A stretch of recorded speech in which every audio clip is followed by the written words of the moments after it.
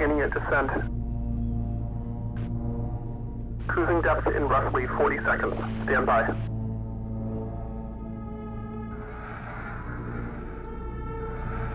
I'm seeing some voltage irregularities in the instruments, so keep an eye out for sparks or flames or anything like that. Approaching maximum depth. The hull's feeling it, but it's still holding strong. Closing porthole shielding. Have you ever played an indie game with a concept so good you wanted to make an entire movie about it? Well, a couple years ago this happened with Mark Fischbach. You know, the only guy. The game, if you haven't seen or heard of it, is called Iron Lung, and it's one of the most genius, efficiently made games I've ever played or seen. The concept is that you're a prisoner, effectively sentenced to death in an unalive mission. The mission is at the bottom of an ocean filled with literal blood, on an alien planet in a janky little tin can submarine.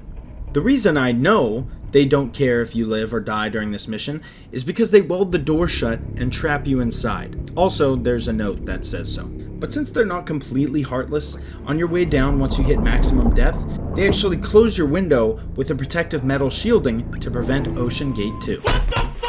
Did I mention that's the only window? So, the object of the game is to navigate your sub around and gather images of these points of interest without being able to see outside. Thankfully though, they don't leave you completely blind, and they give you some pretty crummy equipment up front to help you navigate around. I can't see in this thing!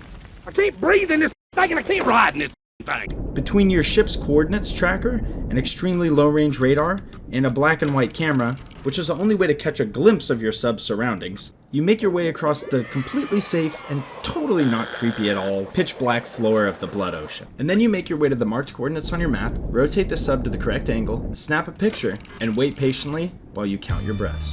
The coolest part about the camera is that it's located all the way in the back of the sub, and all the controls are in the front. Plus, it takes a little bit of time for the image to develop. Hey, Vsauce, Michael here. So, if you need to see something time sensitive, it might already be too late. Now, the controls for the sub itself are pretty simple actually, but that's probably the only good thing I could say about them. They consist of 4 arrows, 2 for forward and backwards, and 2 to rotate the sub. Now, since you can't see outside, you do need to rely on the tools that I mentioned before. And at first, I had a little trouble reading them myself.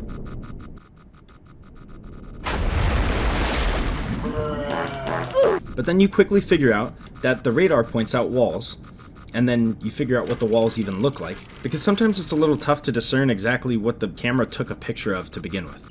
What the fuck? While navigating isn't super hard on its own, it is something that you have to pay pretty close attention to make sure that you don't crash, which ultimately will slow you down. But the problem with going slow is that you have a finite amount of oxygen, and you're constantly reminded by the computer right in front of you. On top of that, the sub is slowly falling apart as the mission goes on. So it really is a race against time while you're playing a life or death game of operation, with the dangerously tight tunnels and the sub. Despite the mission being overall pretty stressful, the thing that kept me on the edge of my seat was the excellent sound design. If you've ever seen any of those recordings from a super deep part of the ocean where it's completely dark and they happen to be recording audio, you end up hearing a lot of really eerie, creepy, distant groans and squeaks and clicks and a bunch of sounds that would honestly put anyone on edge. Well, this game does a great job of doing that as well. What starts as the sub creaking and groaning under the immense pressure of the water, blood, we'll just say ocean, slowly turns into a warning that we might not be the top of the food chain here. This all comes together to create a very creepy and lonely atmosphere, because as faint sounds grow louder, you realize you actually aren't alone after all. Now, since I don't want to spoil any of the friendships you make along the way, I'll just let you check out the rest yourself. Before you buy it though, I do want to warn you that this game is very short and doesn't offer too much in the way of replayability. This isn't necessarily a bad thing though. The illusion created by most modern games is that more hours equals gooder game, but this leads to a lot of devs just padding the experience with fluff and dragging out the game until you hate playing it. So even though this game is short, every moment is important and deliberate. It's like watching an anime with no fillers. And what's so incredibly impressive about this game is that it's able to turn pretty drab gameplay mechanics into an exciting, worthwhile experience through brilliant and deliberate pacing, like I mentioned, and a creatively disturbing atmosphere.